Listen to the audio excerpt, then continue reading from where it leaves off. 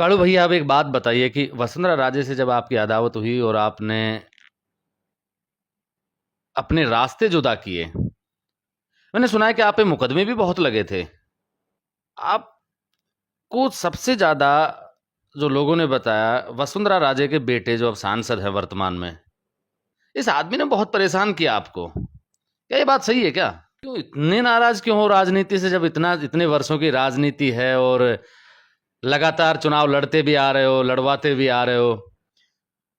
क्या फिर इस चीज से मन भर गया कि बीजेपी में तो वसुंधरा राजे है और कांग्रेस की ये प्रयोगशाला है, दोनों ही चीजों से टक्कर पाना बड़ा मुश्किल हो गया?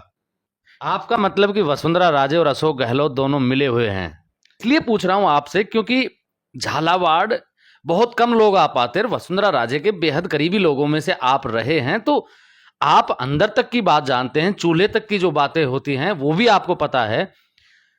जब आप वसुंधरा राजे सिंधिया के पास थे, उनके नजदीकी लोगों में से थे, तो उन्होंने कुछ कहा होगा, कुछ बातों से अंदाजा लग जाता है।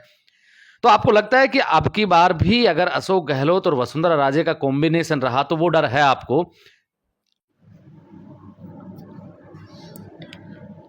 आज जहां से पूर्व मुख्यमंत्री वसुंधरा राजे चुनाव लड़ती है, झालरापाटन उस विधानसभा क्षेत्र में है। यहां पे एक कालू भैया के नाम से फेमस, या फिर यूं कहें कि कालू चाचा उर्फ शैलेंद्र यादव से बातचीत करवाते हैं।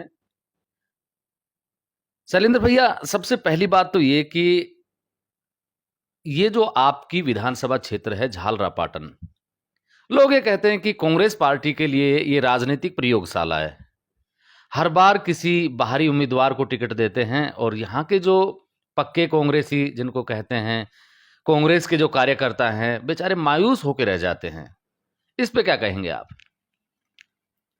मुझे राजनीतिक का करीबन 32 साल का अनुभव है। मैं 20 साल से 22 साल करीब भारतीय जनता पार्टी में रहा और 2015 मैंने कांग्रेस ज्वाइन करी थी। मैं जब भी देखता है कि राजनीति का जो स्तर है जितना गिरा हुआ है, शायद ही किसी चीज़ में नहीं देखा होगा, क्योंकि लगातार 20 वर्षों से वसुंधरा जी चाहती है जिसको यहाँ से टिकट मिलता है, और कांग्रेस ने इसको एक प्रयोगशाला बना रखा है। कभी रमाजी पायलट को लड़ाया जाता है, कभी के नाम से अपने मानवेंद्र सिंह जी को लड़ाया जाता है, कभी अब्रार साहब को लड़ाया जाता है। भाई, झालावाड़ के जब आपको लगता है कि यहाँ से हार नहीं है तो झालावाड़ के नेता को मौका क्यों नहीं दिया जाता?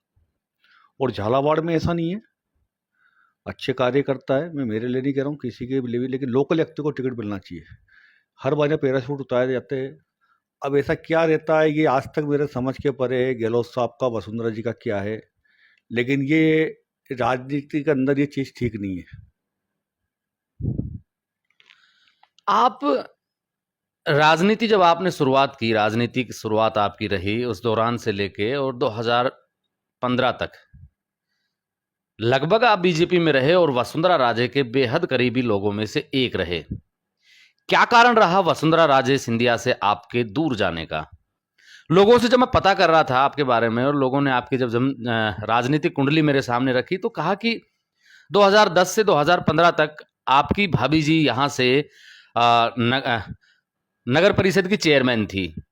उस दौरान कुछ विवाद से उठने लगे थे, कुछ आपको उनसे ज्यादा वोट मिले थे, कई वार्डों में आप उनसे ज्यादा जीत के आए थे। क्या था ये सारा प्रकरण, और क्यों वसुंधरा राजे से आपकी दूरी बढ़ी फिर?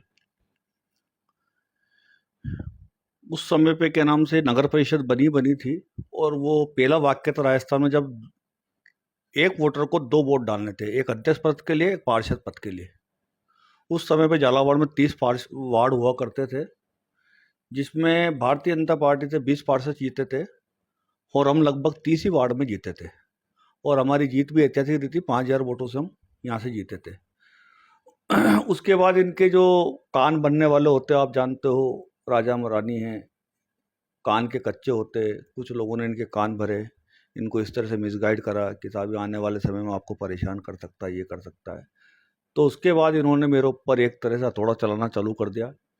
चाहे वो मेरा क्रेशर हो, वो बंद करा दिया, चाहे मेरी होटल हो, वो बंद करा दिया, चाहे मैं government contractor, double A class contractor, वो मेरा रजिस्ट्रेशन का डी बार कर दिया। जितने भी मेरे कार्य थे उस सब कार्यों को बंद करा दिया गया।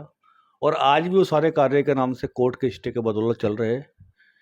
इन लोगों को जाने क्या ऐसा लगा कि आने वाले समय में कोई परेशानी हो सकती है, कोई बात हो सकती है, तो धीरे धीरे काफ़ी परेशान किया गया। उसके बाद फिर एक दिन मन में पीड़ा हुई। जब तक मैंने खूब सहन करा, लेकिन जब मेरी भोजनशाला अस्पताल में चलती थी, जहाँ 2000 व्यक्ति रोज भोजन करते थे, किसी भी समुदाय के हो, किसी भी समाज के हो, अस्पताल में आते थे, 5 रुपए में भोजन खाते थे, बड़े आनंद से पर्सन से बैठकर उनको खाना खिलाया जाता था। उसके बाद जब इन्होंने भोजनशाला हटाई, तो उसके बाद सभी लोगों ने कहा कि यार ये तरीका ठीक नहीं है। और उसके बाद फिर हमने प्रण कर लिया कि भाई ठीक है, अब इस पार्टी में रहने से कोई मतलब नहीं है। और उसके बाद फिर मैं सचिन पायलट साहब से मिला, और पायलट साहब से मिलकर 2015 मैंने कांग्रेस ज्वाइन करी। उसके बाद ठाकुर जी का आशीर्वाद सदा बना रहता है। मैं तो ठाकुर जी के कहने पे कार्य करता हूँ, ठाकुर जी सदा मेरे साथ रहते हैं, मुझे पूरा विश्वास है। उसके बाद नगर परिषद के चुनाव आए। उसके बाद 14 दिन पहले कांग्रेस ज्वाइन करने के बाद झालावाड़ नगर परिषद, झालरापाटन नगर पालिका, पिड़ावा नगर पालिका, तीनों ही नगर परिषद नगर पालिका वसुंधरा जी को हार का मुंह देखना पड़ा। और उस समय वसुंधरा राजे मुख्यमंत्री और हुआ करती थी, ये बड़ा चर्चित विषय रहा था उस समय। हाँ, वसुंधरा जी मुख्यमंत्री थी, लेकिन लोगों ने हमें काफ़ी, हमारे कार्यों को, सामाजिक कार्य जुड़े हुए 2009 से, तो लोगों ने काफ़ी हमें सहयोग करा, हर जगह सहयोग करा कि व्यक्ति ठीक है और इनकी जो कार्य प्रणाली वो काफ़ी अच्छी है, सामाजिक कार्यों में लगे रहते हैं। और वसुंधरा जी को एहसास कराते कि भाई ऐसा नहीं कि नाम से राजा महाराजा ही सब कुछ है। आज के ज़माने में एक जनता और एक आम आदमी भी आपको पटक नहीं दे सकता है, और वो हमने इनको करके दिखाया। कालू भैया, आपकी अन्नपूर्ण योजना सरकार तो अब लेके आई है। लोग बता रहे थे कि आपने 2008-9 में सरकार ने आपका जो मॉडल है, हो सकता है कि यहाँ से छीना गया हो, यहाँ देख के प्रेरित हुई हो सरकार, क्योंकि आईएएस अधिकारी सरकार को चलाते हैं, कोई आईएएस अधिकारी ने सरकार के पास में भेजा हो इस तरीके का कोई प्रपोजल। आप सामाजिक कार्यों में लगे रहते हैं 24 घंटा, क्या ऐसी जरूरत आई थी आपको चुनाव लड़ने की, जब अपना काम धंधा ठीक चल रहा था, सामाजिक कार्यों में जुड़े हुए थे और कहते हो कि मैं सारे काम ठाकुर जी की कृपा से करता हूं। एक सामाजिक व्यक्ति को राजनीति में जनता भी एक्सेप्ट कम करती है, और इतना पॉपुलर हो जाए तो जनता तो फिर नेता तो फिर करेंगे कैसे? क्यों आपने राजनीति की? जनमानस का ध्यान रखते हुए लोगों का कहना था कि भाई आप अच्छे कार्य करते हो, आप जैसे व्यक्ति की हमें आवश्यकता है। उसके बाद ही हम राजनीति में आए, और हमें ऐसा लगता था उनने कि अस्पताल में के नाम से मध्य प्रदेश पास ही लगता है। काफ़ी लोग यहाँ पे आते हैं, कोई लोग के नाम से गार्डन में खाना बना रहा है, कभी कुत्ता आ रहा है, कोई होटल पे खा रहा है बेचारा, कोई बाटियाँ सेक रहा है। तो ऐसा लगता था इनके खाने की व्यवस्था होना चाहिए थी। और वो निर्वत हमने फिर 2009 में चालू करा। 2009 से लेकर 2013 तक बराबर वो चलता रहा। उसमें करीबन 20 लाख लोगों ने भोजन को ग्रहण करा। उसका हमने शुल्क 5 रुपये इसलिए रखा था कि आदमी को ये नहीं लगे कि मैं मुफ्त में कोई चीज़ खा रहा हूँ।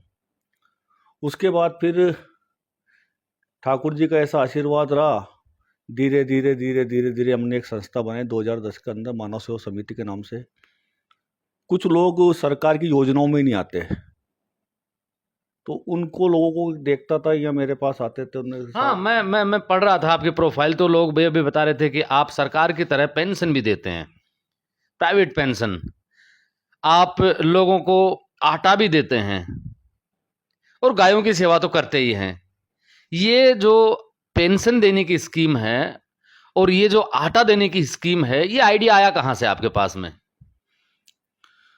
2013 में मैं के नाम से रोहित गुप्ता कलेक्टर होया करते थे झालावाड़ के अंदर। उनके पास बैठा हुआ था, एक वृद्ध दंपति दोनों आए। इन्होंने कहा कि साहब हमारे बच्चे हमें खाना नहीं देते और हमारी व्यवस्था कीजिए आवे। तो उन्होंने कि आप तो सरकार की किसी भी योजना में नहीं आते, अगर आपको कुछ योजना का लाभ चाहिए तो पहले तो आप बच्चों के खिलाफ कोई मुकदमा दर्ज कराओ या उनकी रिपोर्ट लिखाओ, लिखित में शिकायत दो हमें। तो नहीं साहब, बच्चे तो हमारी ठीक है, नालायक है तो कोई बात नहीं, लेकिन उनके खिलाफ तो कैसे शिकायत करावे। तो उस दिन से हमें ये लगा कि इस तरह के कई लोग हैं जो आज भी अपने बच्चों से प्रताड़ित होकर या रिश्तेदारों से प्रताड़ित होकर काफ़ी परेशान है। तो उस दिन से हमने प्रण करा कि आज से हम पेंशन देंगे, और हमने उस समय से पेंशन चालू करी, जिसमें हमने ₹500 भी रखा, 1000 भी रखी, 1500 भी रखी, 3000 भी रखी, 5000 भी रखी। आज हमारे पेंशनों की संख्या 512 के लगभग है, जिसमें मिनिमम अब ₹1000 कर दिए गए। उन लोगों को दिया जाता है जो अपंग है या जिसके आगे पीछे कोई नहीं है, कोई लावारिस है, जिनके माता पिता मर गए, वो बच्चों को कोई नानी पाल रही है, कोई भाभी पाल रहा है, कोई देवर पाल रहा है।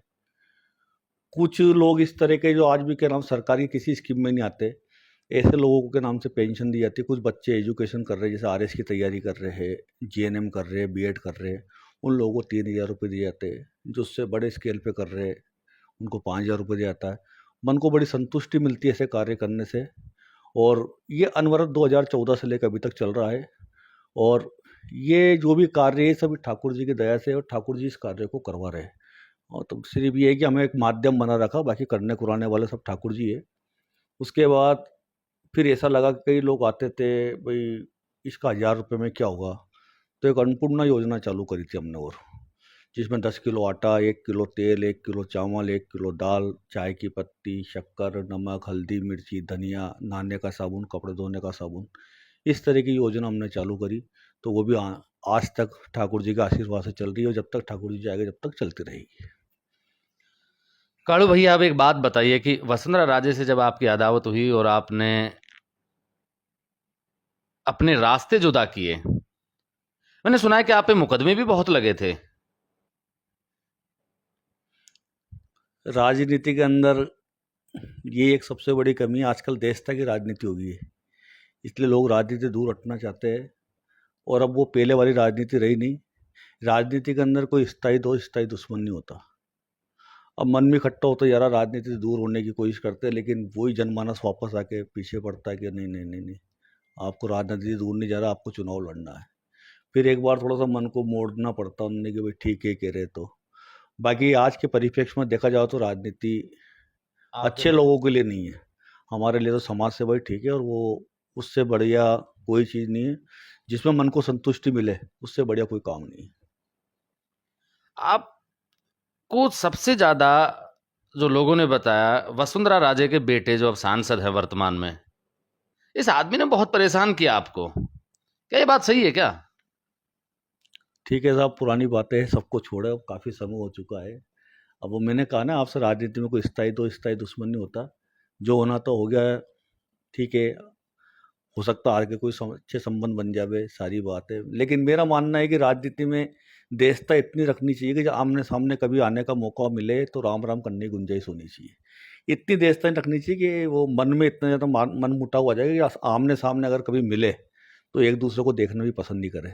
लेकिन ठीक है साहब, राजनीति में सब चलता है, इसलिए तो कह रहा हूँ आज की राजनीति हमारे बस की नहीं है, और इस तरह की राजनीति से हम संतुष्ट भी नहीं है। आपकी पत्नी ने जिला परिषद का चुनाव लड़ा, जिला प्रमुख का टिकट भी मिला, आप चुनाव हार गए। राजनीति में चलता रहता है हार और जीत। अब कालू भैया का क्या प्लान है 2023 में? क्या विधानसभा का चुनाव लड़ेंगे? लड़ेंगे तो सीट कौन सी होगी, पार्टी कौन सी होगी? अगर जनमानस और जनता चाहेगी तो चुनाव तो झालरापाटन विधानसभा से लड़ा जाएगा। तो कोई चुनाव लड़ने का मज़ा जब आता है जब आपके सामने कोई बड़ी शख्सियत चुनाव लड़ रही हो। हमारे यहाँ से जो नेतृत्व करती है वसुंधरा जी करती है, पूर्व मुख्यमंत्री राजस्थान सरकार की।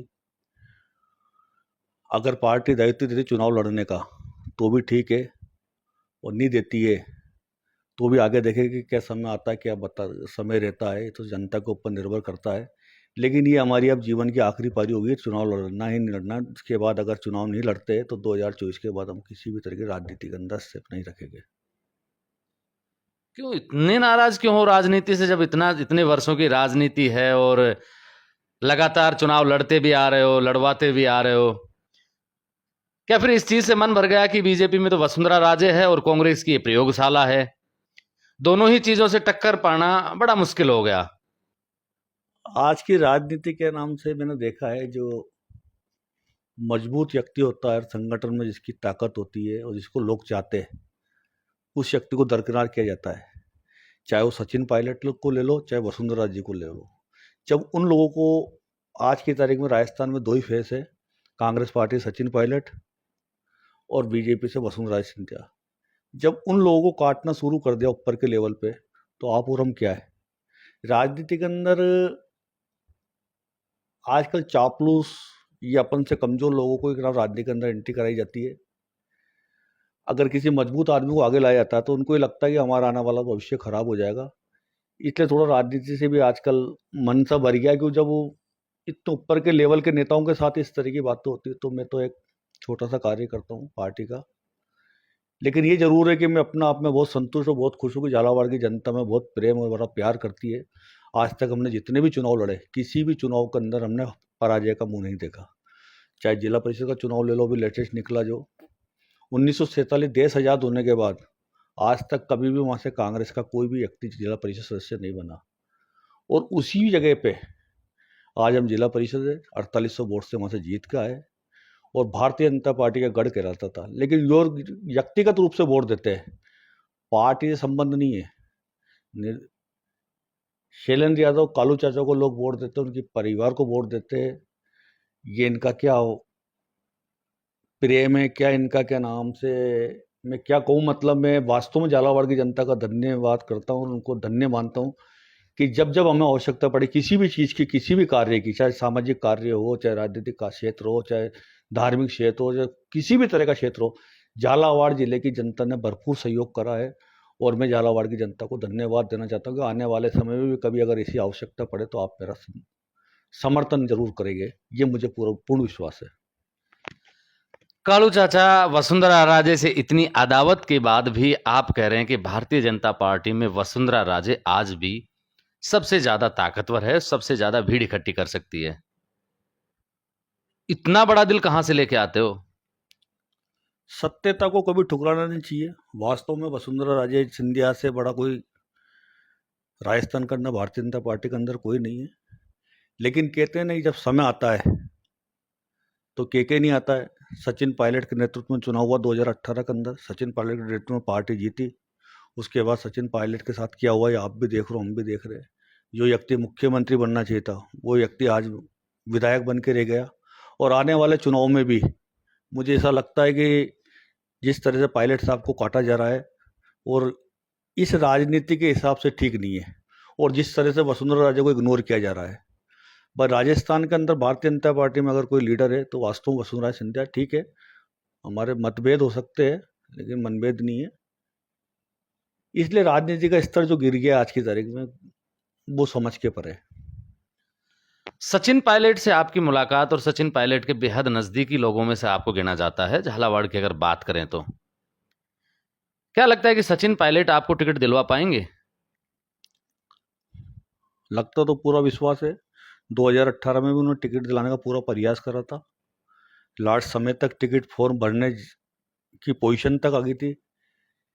लेकिन मैंने आपको बताया ना, आज की जो राजनीति है, आपका मतलब कि वसुंधरा राजे और अशोक गहलोत दोनों मिले हुए हैं? ये बिल्कुल सत्य है। मैं क्या कह रहा हूँ, पूरा राजस्थान कहता है। नहीं, मैं इसलिए पूछ रहा हूं आपसे क्योंकि झालावाड़ बहुत कम लोग आ पाते हैं। वसुंधरा राजे के बेहद करीबी लोगों में से आप रहे हैं, तो आप अंदर तक की बात जानते हैं, चूल्हे तक की जो बातें होती हैं वो भी आपको पता है। जब आप वसुंधरा राजे सिंधिया के पास थे, उनके नजदीकी लोगों में से थे, तो उन्होंने कुछ कहा होगा, कुछ बातों से अंदाजा लग जाता है। तो आपको लगता है कि अब की बार भी अगर अशोक गहलोत और वसुंधरा राजे का कॉम्बिनेशन रहा तो वो डर है आपको? वो ठीक है जो आप कह रहे हो, क्योंकि वसुंधरा राजे के खूब नज़दीक भी रहा हूँ, सारी बात है। ये झालावाड़ जिले की विशेषता रही कि वसुंधरा राजे चाहती है जिसी को कांग्रेस से और बीजेपी से टिकट मिलता है। बीजेपी से नहीं, कांग्रेस से भी वसुंधरा राजे चाहेगी जिसी को टिकट झालरापाटन से मिलेगा। यहाँ तक कि झालरापाटन का, झालावाड़ जिले का कांग्रेस का जिलाध्यक्ष कौन बनेगा ये भी वसुंधरा जी तय करती है। अब ऐसी राजनीति करने से क्या मतलब? वसुंधरा जी चाहती नहीं है। और वसुंधरा जी ने 2018 में कहा था कि भाई शैलेंद्र यादव चुनाव तो जब लड़ेगा जब उसको टिकट मिलेगा। आज भी वसुंधरा जी कहती है कि भाई टिकट मिलेगा तो चुनाव लड़ेगा ना, टिकट नहीं मिलेगा तो चुनाव कहाँ से लड़ेगा। तो ये इस तरह की जो नूरा कुश्ती होती है, ये आज के परिपेक्ष के हिसाब से ठीक नहीं मानता हूँ मैं। इसलिए अब ऐसा लगता है राजनीति गंदी हो चुकी है, और हम कम से कम मेरे जैसे आदमी के लिए तो राजनीति ठीक नहीं है। ठीक है, जनता नहीं मान रही इस बार, और एक बार देख लेते, अगर मिलता तो ठीक, नहीं मिलता तो कोई बात नहीं। लेकिन इस तरह की गंदी राजनीति कहीं नहीं होनी चाहिए जिस तरह से राजस्थान के अंदर हो रही है। नूरा कुश्ती होती है यहाँ पे प्रयोगशाला बना के रख दिया झालावाड़ को। बार बार से नेता लाके यहाँ से चुनाव लड़ा जाता है, हर बार हार का पराजय देखना पड़ता है। 30 साल से झालावाड़ के अंदर जिला प्रमुख नहीं है कांग्रेस का, और 15 साल से मैं विधायक नहीं झालावाड़ में कांग्रेस का, और 30 साल से सांसद नहीं है। इस तरह से कब तक चलेगा, क्या होगा क्या नहीं होगा। लेकिन ठीक है, जो ऊपर वाला जो करता सब सही है, ऊपर वाले की लाठी में जोर होता है। जब तक इन्होंने तानाशाही करी, अब समय इनका भी आया है, इनके साथ भी वो हो रहा चुन है। चुन के नरेंद्र मोदी निपटा रहे हैं। वही है, जो आपने बीज बोए वो तो आपको भुगतने ही पड़ेंगे। जिस तरह से आपने लोगों के साथ करा है, आज आपके साथ हो रहा है। आपको अब महसूस होता है, अब आप जगह जगह जाके के नाम सबसे मिलने की प्रक्रिया कर रहे हो, कभी संगठन महामंत्री की जाते हो, कभी कहाँ जाते हो। अगर यही नेचर आप शुरू में सुधार लेते और इस तरह की तानाशाह रवैया नहीं अपनाते तो आज ये नौबत नहीं आती। वो तो ठीक है, समय बलवान होता, सूर्य उदय होता तो अस्त भी होता है। समय सबका आता है, ठीक है, कुछ समय आपका था, आज आपका समय नहीं है। आज आप खुद परिणाम से राजस्थान की राजनीति के अंदर परेशान हो रहे हो। कालू भैया, राजनीति की बात बहुत होगी, आपकी एक सामाजिक सरोकार की बात और कर लेते हैं कि गायों से गायों से बड़ा प्रेम है आपको। गौशालाएं खोल रखी है आपने। कष्ट भगवान के वंशज है और यदुवंशी इसको है। कृष्ण भगवान बोलिए आप। श्री कृष्ण भगवान के वंशज है और यदुवंशी है। जब लगता था क्या नाम से कि ये रोड पे बैठना गायों का, अब इनको लोग आवारा कहते, आवारा तो नहीं कह सकते, बेसहारा ही कह सकते हैं। काफ़ी परेशान होना, इधर पूरा रोड जाम रहता था। हमने एक प्रण करा कि भाई हम गौशाला डालेंगे और बढ़िया डालेंगे, और पूरी के नाम से इस तरह की डालेंगे कि आड़ोती के अंदर उसकी कोई गौशाला नहीं होगी। और हमने उस कार्य को 100 दिन के अंदर पूर्ण करा। आज हमारी गौशाला में 1100 गौ माता, बछड़े, नंदी वगैरह है। और पूरे शहर का सहयोग है। सबसे बड़ी बात है कि पूरे शहर के लोग जो भी कार्य हम करते हैं उसमें बढ़ चढ़ कर हिस्सा लेते हैं। उस कार्य को हमने 100 दिन में करा, उसमें 2.25 करोड़ रुपए लगे, सबके सहयोग से पैसा लगा।